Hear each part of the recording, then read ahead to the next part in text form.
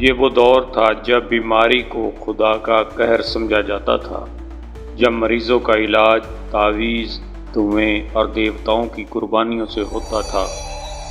لیکن انہی اندھیری راہوں میں ایک شخص اٹھا جس نے طب کو توہم پرستی سے نکال کر علم کی روشنی میں لا کھڑا کیا۔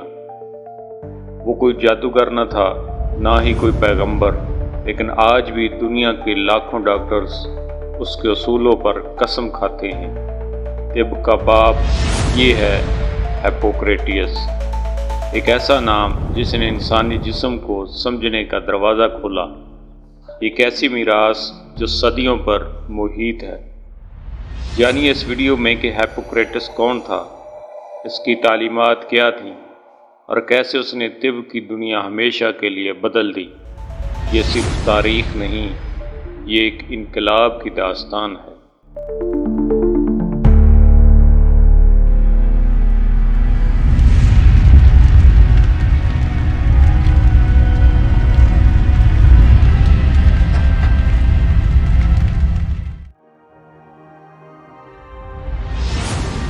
آج بھی دنیا کی مختلف یونیورسٹیاں اپنے فارغ التحصیل طلبہ سے حلف بقرات یا اوتھ آف ہپوکریٹس لیتی ہیں۔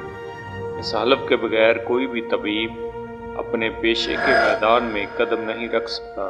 اس حلف کے بعد کوئی بھی طبابت پیشہ شخص کوئی غیر اخلاقی کام نہ کرنے کا پابند ہو جاتا ہے۔ کون تھا وہ ہپوکریٹس یا بقرات؟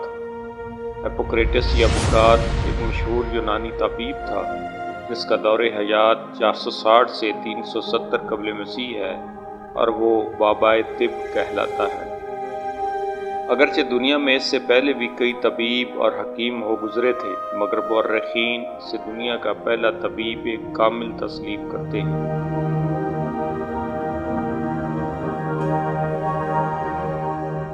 وہ بحیرہ ایجین کے جزیرے کوس کے ایک ایسے خاندان میں پیدا ہوا کہ جس کا تعلق طب کے یونانی دیوتا ایسکلپوس سے منسوب کیا جاتا تھا۔ سورانس نے لکھا ہے کہ ہپوکریٹس کے والد ہیراکلائٹس جو ایک طبیب تھے، اور اس کی والدہ پراکسٹیلا تھی جو تزانے کی بیٹی تھی۔ ہپوکریٹس کے دو بیٹے تھے، سالس اور ڈریکو، اور اس کے داماد پولیبس اس کے شاگرد تھے۔ ہپوکریٹس کو غالباً کوس کے اسکلپائین میں تربیت دی گئی تھی، اور اس نے سلمبیریا کے تھریسیائی معالج ہیروڈیکس سے سبق لیا تھا۔ افلاطون نے اپنے 2 مکالموں میں ہپوکریٹس کا تذکرہ کیا ہے۔ ہپوکریٹس نے اپنی زندگی بھر طب سکھایا اور اس پر عمل کیا، کم از کم تھیسالی، تھریس اور بحیرہ مارمرا تک سفر کیا۔ اس کا انتقال غالباً لاریسا میں 83، 85 یا 90 سال کی عمر میں ہوا، حالانکہ کچھ لوگوں کا کہنا ہے کہ وہ 100 سال سے زیادہ عمر تک زندہ رہا۔ اگرچہ تاریخ بقرات کے بچپن اور زندگی کے متعلق خصوصاً خاموش ہے، پھر بھی مورخین نے لکھا ہے کہ بچپن میں اس کے زمانے کے رواج کے مطابق اس کے باپ نے اس کو فن طب کی ابتدائی تعلیم خود دی، اور بعد ازاں اس کی ذہانت کو دیکھتے ہوئے اس کو اس زمانے کے بہترین اساتذہ سے طب کی تعلیم دلائی۔ ان اساتذہ میں مشہور یونانی فلسفی ڈیماکریٹس کا نام سر فہرست ہے۔ اس یونانی فلسفی نے حصول علم کے لیے اس زمانے کی تمام معلوم دنیا کا سفر کیا تھا۔ اس کے نقش قدم پر چلتے ہوئے بقرات نے بھی اس زمانے کے قدیم مراکزی علوم کا سفر کیا، اور بابل و نینوا کے سفر کے ساتھ ساتھ مصر بھی پہنچا، جہاں بعض مورخین کے مطابق اس نے مصر کے قدیم حکیم امہوتب کی تعلیمات سے استفادہ کیا۔ وہ ایتھنز بھی گیا، جہاں اس نے کئی سال تک لوگوں کو طب کی تعلیم دی اور علاج کیا۔ امراض کے برسری بالی مشاہدے اور دور دراز کے سفروں کے بعد تجربے کی بنیاد پر بقرات نے فن طب کو اوہام پرستی سے نکال کر عملی اساس فراہم کی۔ اس کے مطالعے نے جدید دور کی خصوصیات کے بنیادی نظریات کو مرتب کیا، بشمول surgery, urology, neurology, acute medicine اور آرتھوپیڈکس کی۔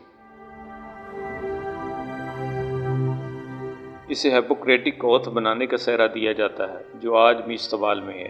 اسے طبی ادویات کے منظم مطالعے کو بہت آگے بڑھانے، پچھلے اسکولوں کے طبی علم کا خلاصہ کرنے، اور ہپوکریٹک کارپس اور دیگر کاموں کے ذریعے معالجین کے لیے طریقہ کار تجویز کرنے کا سہرا بھی جاتا ہے۔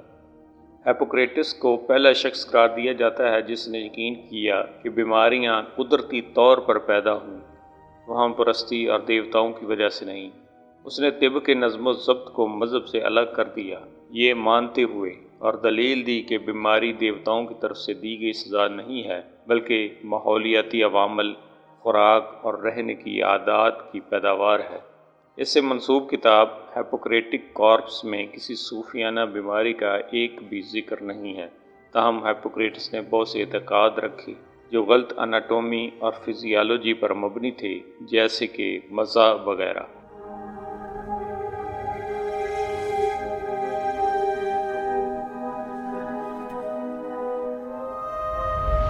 ہیپوکریٹس کے زمانے میں طب انسانی اناٹومی اور فزیالوجی کے بارے میں تقریباً کچھ بھی نہیں جانتی تھی۔ ہیپوکریٹک اسکول یا کوبان اسکول نے عام تشخیص اور غیر فعال علاج کو لاگو کر کے زیادہ کامیابی حاصل کی۔ اس کی توجہ مریض کی دیکھ بھال اور تشخیص پر تھی۔ ہیپوکریٹس کے زمانے میں یہ خیال کیا جاتا تھا کہ بخار خود ایک بیماری ہے۔ ہیپوکریٹس بخار میں مبتلا مریضوں کو بھوکا رکھ کر علاج کرتے تھے۔ یہ مانتے تھے کہ بخار کو بھوک مارنا بیماری کو بے اثر کرنے کا ایک طریقہ ہے، اس لیے وہ اس خیال کا موجد ہو سکتا ہے کہ زکام کھلاؤ، بخار کو بھوکا رہو۔ ہیپوکریٹک اسکول نے مشاہدے اور دستاویزات کے طبی عقائد کو اہمیت دی۔ ہیپوکریٹس نے رنگت، نبض، بخار، درد، حرکت اور خراج سمیت بہت سی علامات کا محتاط باقاعدہ نوٹ کیا۔ کہا جاتا ہے کہ اس نے کیس ہسٹری لیتے وقت مریض کی نبض کی پیمائش کی کہ آیا مریض جھوٹ بول رہا ہے یا سچ۔ ہیپوکریٹس نے خاندانی تاریخ اور ماحول میں طبی مشاہدات کو بڑھایا۔ ہیپوکریٹس نے بیماریوں کو شدید، دائمی، مقامی اور وبائی امراض کے طور پر درجہ بندی کرنا شروع کی اور اصطلاحات استعمال کی جیسے کہ اضطراب، دوبارہ لگنا، حل، بحران، پیروکسزم، چوٹی اور صحت یاب ہونا۔ اس نے جراثیم کش تکنیکس کا بھی استعمال کیا جیسے جراحی کے میدان کو ابلے ہوئے پانی، نمک، سمندری پانی اور قدرتی عطر سے صاف کرنا۔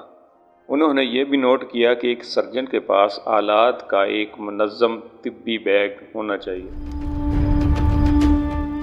یورولوجی میں شدید اور دابی بیماریوں کے سلسلے میں پیشاب کا مطالعہ کیا گیا اور بتایا گیا کہ پتھری کی تشکیل پینے کے پانی کے معیار اور مثانے کی گردن کی سوزش کی وجہ سے ہوتی ہے، جو کہ جدید یورولوجی میں اب بھی درست ہے۔ تقریباً 70 ابتدائی طبی کاموں کا ایک مجموعہ ہیپوکریٹس کارپس جو اسکندریہ یونان میں جمع کیا گیا تھا، یہ یونانی میں لکھا گیا ہے۔ اس سوال کا کہ آیا ہیپوکریٹس خود کارپس میں کسی بھی مقالے کا مصنف تھا، اس کا حتمی طور پر جواب نہیں دیا گیا، لیکن جدید بحث صرف ان چند مقالوں کے گرد گھومتی ہے جو ممکنہ طور پر اس کی تصنیف کے طور پر دیکھے جاتے ہیں۔ مختلف مضامین، تحریری انداز اور تعمیر کی ظاہری تاریخ کی وجہ سے ہیپوکریٹس خود کارپس کو ایک شخص نہیں لکھ سکتا تھا۔ اس کے مصنفین کی تعداد 19 بتائی جاتی ہے۔ کارپس اپنی شہرت کی وجہ سے اس کے نام سے مشہور ہوا۔ ممکنہ طور پر تمام طبی کاموں کو اسکندریہ کے ایک لائبریرین نے ہیپوکریٹس کے تحت درجہ بندی کی تھی۔ جلدیں غالباً ان کے شاگردوں اور پیروکاروں نے تیار کی تھیں۔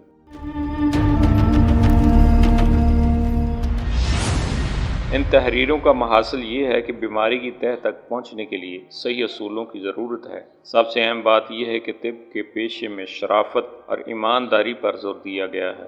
اس مجموعے میں بعض ایسے اقوال ہیں جو وقت گزرنے کے ساتھ ساتھ ضرب المثل بن گئے ہیں۔ مثلاً شدید بیماری کا علاج بھی شدید ہوگا۔ ایک آدمی کی غذا دوسرے کے لیے زہر ثابت ہو سکتی ہے۔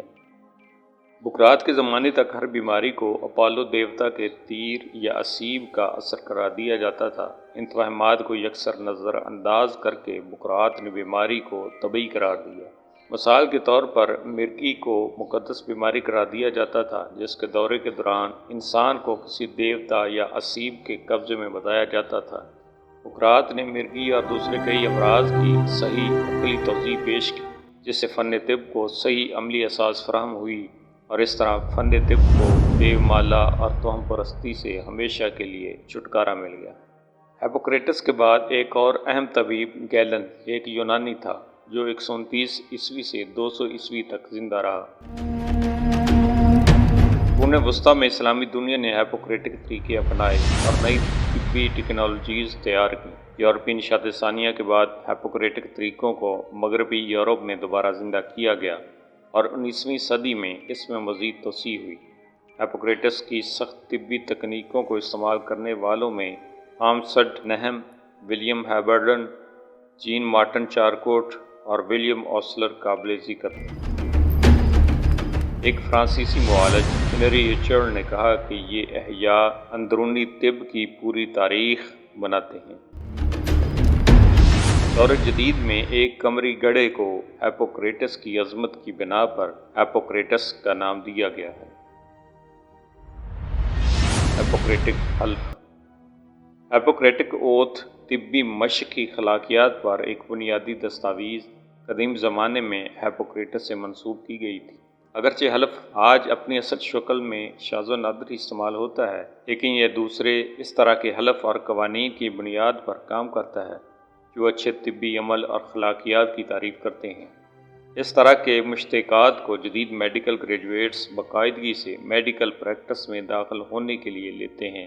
اس کے الفاظ کچھ یوں ہیں: میں اپالو دیوتا کی قسم کھاتا ہوں، اور دیوتا ایسکلپوس کی اور صحت کی اور زخم کے مندمل ہو جانے کی، کہ میں اس حلف اور عہد نامے کی اپنی قابلیت اور مشاہدے کے مطابق پابندی کروں گا، اور اس شخص کے ساتھ کہ جس نے مجھے طبابت کا فن سکھایا، جو مجھے اور میرے والدین کو یکساں عزیز ہے، اچھا سلوک کروں گا اور اسے اپنے مال و متاع میں شریک رکھوں گا، اور اگر ضرورت پیش آئی تو اس کی ضرورتوں کی کفالت کروں گا، اس کی اولاد کے ساتھ بہن بھائیوں جیسا سلوک کروں گا، اگر وہ چاہیں تو انہیں بغیر کسی شرط اور اجرت کے فن طبابت کی تعلیم دوں گا، اور یہ کہ میں لیکچر اور تمام دیگر ذرائع سے طب کی تعلیم اپنے شاگردوں کو، اپنی اولاد کو، اپنے استاد کی اولاد کو دوں گا، اور اس عہد نامے کی روح سے اور علم الادویہ کے قوانین کے مطابق اس بات کا پابند رہوں گا کہ میں ہمیشہ وہ طریقہ علاج اختیار کروں جس سے مریض کو فائدہ پہنچے، ہر اس طریقہ علاج سے اجتناب کروں گا جو مضر صحت اور مفسد ہوگا، اور کسی کے کہنے سے کسی کو خطرناک ادویہ نہیں دوں گا، نہ ہی کسی کو ضرر رساں مشورہ دوں گا، اسی طریق پر چلتے ہوئے کسی خاتون کو ایسی ادویہ فراہم نہیں کروں گا جو اسقاط حمل کا موجب ہوں۔ میں اقرار کرتا ہوں کہ ہمیشہ سادہ اور پاکیزہ زندگی گزاروں گا، کسی گھر میں داخل ہوں گا تو صرف مریض کی بہتری کے لیے، بدعنوانی اور بے ایمانی پر مبنی ہر کارروائی سے اجتناب کروں گا، نہ کسی مرد یا کسی عورت کو ورگلاؤں گا اور نہ کسی کو بدگماشی کی ترغیب دوں گا، بشمول آزاد اور غلام انسانوں کے، اور نہ ہی جس بات سے کسی کا راز افشا ہوتا ہو کسی پر ظاہر کروں گا، اور مرتے دم تک میں اس حلف کا پابند رہوں گا۔